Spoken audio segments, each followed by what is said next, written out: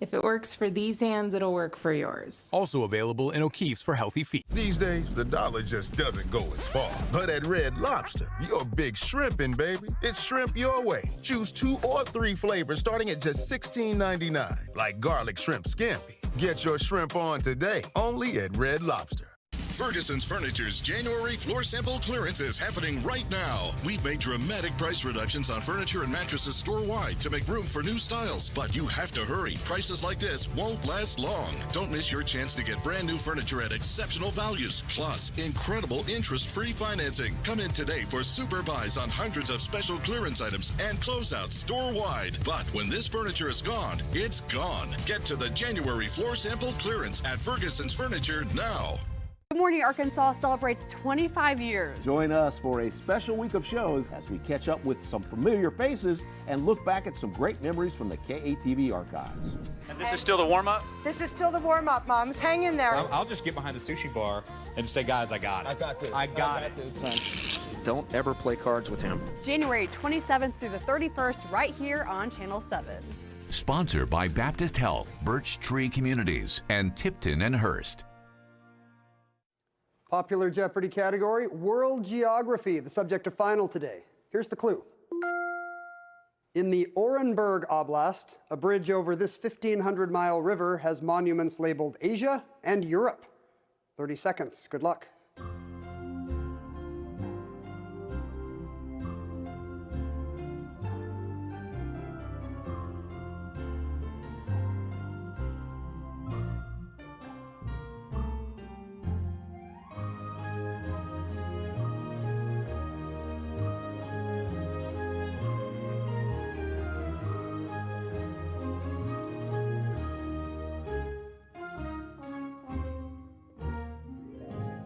Drew Goins in the middle has $10,800 as we enter Final Jeopardy.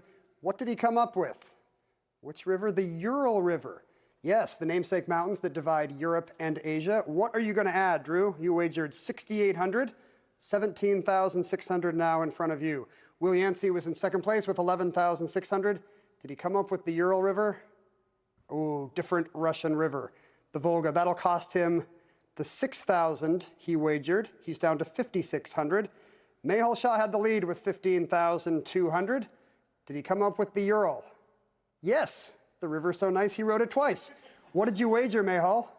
Oh, he went big, $12,000. So he winds up today with $27,200. This is not over yet. These scores will be added to whatever you three accumulate tomorrow in the second game of our finals to determine our Champions Wild Card winner. Good luck. We'll see you tomorrow. And I hope we see you as well right back here on the Alex Trebek stage. So long.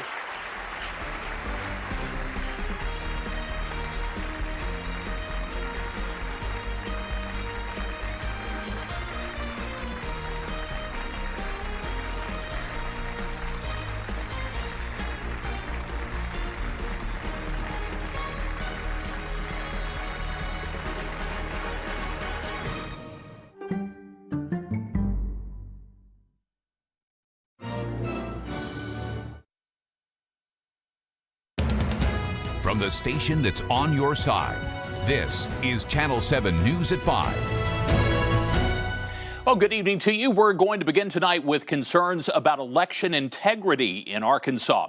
The new Secretary of State is launching an effort to find out if your vote is secure. Channel 7's Daniela DeHogany spoke with him earlier today to learn more about that effort. She joins us now live in our studio. Daniela.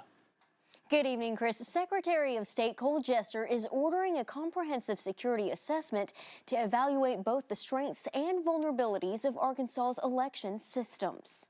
Voter registration, making sure that's as accurate as possible. Then our processes, how we count ballots, how we count votes. Then we have something people don't think about, but retention. Are we keeping the paper and the digital receipts as long as we need to make sure everyone has their say? And then finally, audits. Are we auditing people to make sure they have 100% accuracy? Well, Secretary Jester has directed that all resources of the Secretary's office be devoted to completing the review as efficiently and thoroughly as possible to assess and identify any gaps, ensuring the security of Arkansas elections moving forward. My chief legal counsel, Nathan Lee, is going to lead it. He has extensive experience. He was with the United States Secret Service for 7 years doing white-collar fraud investigations. He's one of the premier investigators in the country. But with him is a wonderful team of attorneys and then election law and election experts. Well, as the investigation is in its early stages, details remain limited. But the secretary says they are committed to sharing their findings with the public once available. On your side, I'm Daniela DeHogany. Okay, Daniela, thanks very much. And we will hear more from the Secretary's chief legal counsel tonight at 6 o'clock. Your Metro First forecast with meteorologist Austin Burks. Well, the sun is about to set on another chilly afternoon here across central Arkansas, but not quite as cold as yesterday. We're at 46 degrees. We're still seeing temperatures steadily drop now as that sun begins to set.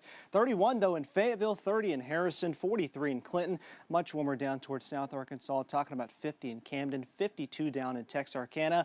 But already tracking our next cold front that's now positioned over just to the southeast of Little Rock and central Arkansas. Seeing some light returns there on radar south of that front. We'll see if there's actually any of that reaching the ground. But other than that, plan for another cold night. We're talking about a hard freeze with temperatures in the low 20s, upper teens in some valley areas. Maybe some clouds early on, but those should fade as we go into the morning hours tomorrow. High temperatures, a couple degrees colder than what we saw today, maybe 10 degrees in some spots. Back in the low 40s, you'll notice it. Grab that jacket when you're heading out tomorrow, but we are tracking a slight increase in temperatures heading into this weekend, plus some rain chances back on the way that we'll talk about here in a couple minutes.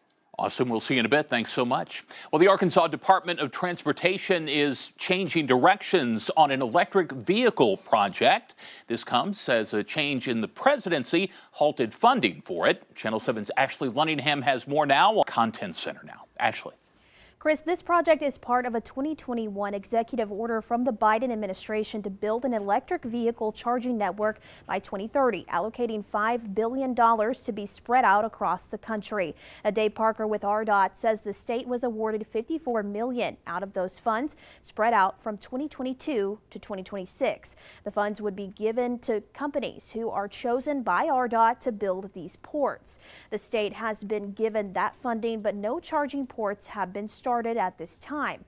The requirements for NEVI include having a charging port every 50 miles at federally designated areas across the state. Parker says they received 120 applicants when first opening up the application. That was reduced down to 19. Vendors who are in that line of work, who want to do that, they apply for those monies. Our role in this really is to facilitate all that. There's a lot of paperwork, a lot of requirements that these prospective businesses have to go through, and we're simply there to make sure they are in compliance. Well, President Trump issued an executive order that would halt funding for the infrastructure law, including the $5 billion for the electric vehicle ports. Parker says they are unsure what is in the future for this project. Kind of see, okay, what should we do? What can we do? It is a pause. I want to emphasize that. It's not a shutdown or close it all out. We're meeting with our consultant. We're meeting with our federal partners, and we're hoping to get more information very soon. Well, Parker says they are currently in those discussions today to see what they can do next. We'll keep you updated as we learn more. On your side, I'm Ashley Lunningham. Okay, Ashley, thank you very much. Again, no charging ports that were funded by that project have been built, and none is in the process of being built. Well, Pulaski County investigators have now made 2 arrests and identified a 3rd suspect in a 5-year-old murder case. 25-year-old Zachary McMillan of Little Rock and 24-year-old Valerie Ferry of Bryant are charged with capital murder in the 2019 killing of 18-year-old Stephen McClendon. Both of those suspects are in custody tonight. A 3rd, Joshua Dyer, is awaiting extradition to Arkansas from San Diego, California. Pulaski County Sheriff's deputies found McClendon shot dead in the home that he shared with his mother on Wilkerson Drive back on August 22nd of 2019. Their door had been kicked in. The case had remained unsolved now for more than 5 years. Anyone with information on what happened is still encouraged to contact the Pulaski County Sheriff. Well, a federal judge in Washington state has temporarily blocked President Trump's attempt to end birthright citizenship. This is the first of what's expected to be a series of legal proceedings. Weighing whether the 14th Amendment, which guarantees birthright citizenship, applies to children of undocumented immigrants and even some lawful temporary residents. The judge today granted a request from a coalition of states' attorneys general to halt that policy for at least the next 14 days. The case is expected to eventually make its way to the Supreme Court. We need to clarify and codify that there is no birthright citizenship for those who enter this country illegally. The 14th Amendment is explicit about birthright citizenship, and it's been tested in court over the years. That should be enough. With the Supreme Court, who knows?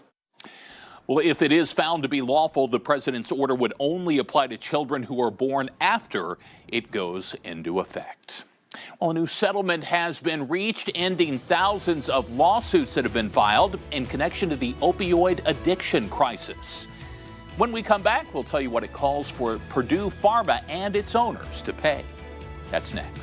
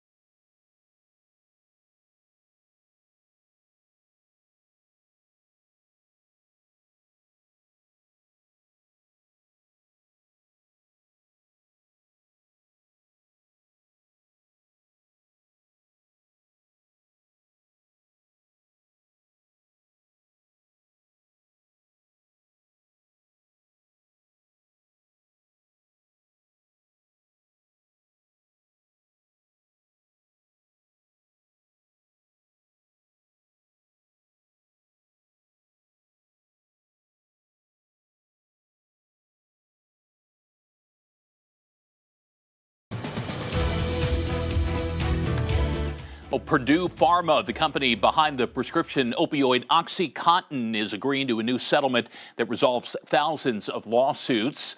The settlement calls for the company's owners, the Sackler family, to pay $6.5 billion, with Purdue Pharma paying an additional $900 million. It also prevents the Sacklers from receiving immunity from potential future lawsuits. Purdue Pharma is among many drug makers that have agreed to pay billions of dollars to resolve their roles in creating and perpetuating the opioid epidemic. Well, Walmart announced some sweeping pay raises today for many of its employees. The world's largest retail chain based in Bentonville says it will now pay its top market managers, who oversee roughly a dozen stores, more than $600,000 a year. The entry-level pay rate for that position has increased by about 25% to $160,000 annually. Walmart's sales have been strong of late. According to its most recent earnings report, the company's profits increased by 8% compared to the year before. Well, still to come here at 5 o'clock tonight, Spotlight on America takes a deep dive into the dark web. We'll take a look at the challenges that authorities face in their efforts to fight cyber crime. Next. And we're tracking increasing rain chances here over the next week. We'll talk about an active weather pattern we could be settling in, as well as a cold front that cools down for the rest of the week.